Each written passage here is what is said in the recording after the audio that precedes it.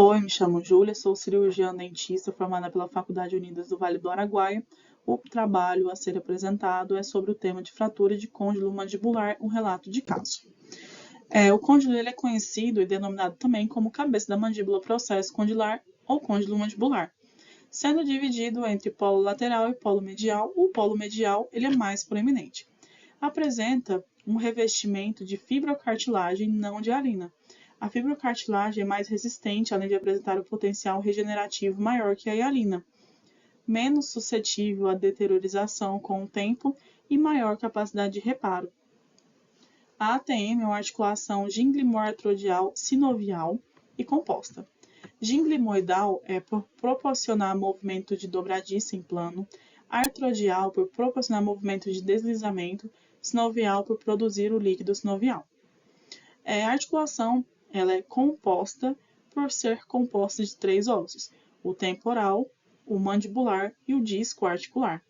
Funcionalmente, o disco articular age como um osso não classificado, sendo aceito como o terceiro osso componente da ATM. A ATM ela pode desenvolver movimentos de rotação e translação. Ela se articula com o crânio e apresenta características próprias. Funciona como uma unidade única, apesar de ser bilateral, a articulação direita não pode mover independentemente da esquerda. A superfície oclusal dos dentes funciona como um ponto rígido de fechamento terminal. A ATM apresenta um disco extenso, a placa de fibrocartilagem. Se divide em banda posterior, zona intermediária e banda anterior. A principal causa dessas fraturas são os acidentes de trânsito, agressões físicas e tem predominância pelo gênero masculino, idade ali entre 24 e 34 anos.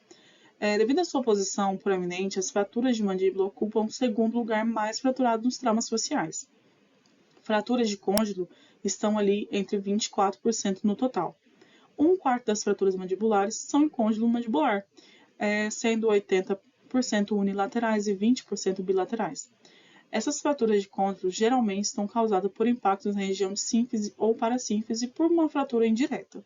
Segundo Rupp, ele classificou as fraturas de côndilo como 29,1% de todas as fraturas de mandíbula. As principais características clínicas o edema, dor, hematoma, equimoses, distopia oclusal, lacerações gengivais, tendo também degrau ósseo, desvio da linha média e trismo. O Miloro traz para nós que os impactos na mandíbula vão ter duas forças, que são a tração e a compressão. A distração ocorre na face lingual, que fratura primeiramente, e gera uma força de compressão na vestibular.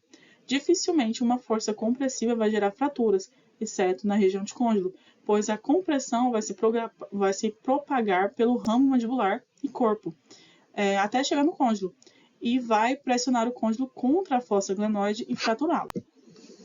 O objetivo é descrever um relato de uma paciente do gênero feminino, com 28 anos de idade, que foi vítima da queda da própria altura, apresentando ali edema em região de sínfise mandibular, má oclusão e desvio de abertura bucal, do lado esquerdo. A metodologia refere-se a um relato de caso caracterizado como um estudo exploratório, descritivo e qualitativo. Foi preservada a identidade do paciente, houve a assinatura do termo de consentimento livre e esclarecido, a paciente autorizou a divulgação das imagens e dados coletados durante o atendimento clínico.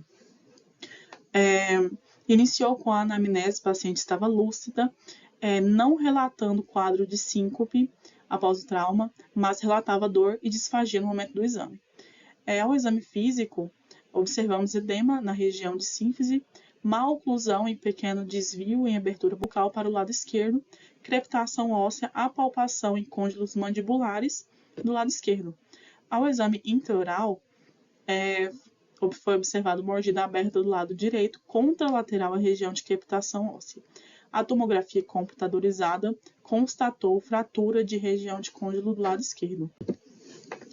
A abordagem cirúrgica foi feita em centro cirúrgico sob anestesia geral com intubação nasotraqueal, anestesia intraoral em região retromandibular, bloqueio maxilomandibular, utilizando-se o próprio aparelho ortodôntico já instalado previamente ao trauma para restabelecimento da oclusão. O transoperatório foi obtido o acesso retromandibular, a incisão foi realizada 1 centímetro abaixo do lóbulo da orelha, ao acesso transmassetérico, o nervo facial foi protegido, seguindo a exposição do segmento fraturado, fixação da fratura óssea com duas placas de titânio do sistema 2.0 e parafusos monocorticais. O pós-operatório, com a tomada radiográfica, foi observado material de fixação em posição estável. Foi iniciada a fisioterapia após o 9º dia. A oclusão mantida do pós-operatório, edema mandibular leve, ausência de dano nervoso, adequada abertura bucal, cicatrização favorável, oclusão estável, sem queixas de parestesia ou paralisia do lado acessado.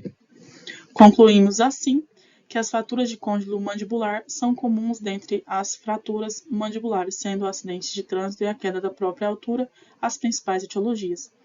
A escolha pela abordagem conservadora ou cirúrgica deve ser feita a partir de uma análise individual de cada caso e com base nos riscos e benefícios de cada uma, buscando sempre como objetivo restabelecer a função sem causar alterações estéticas.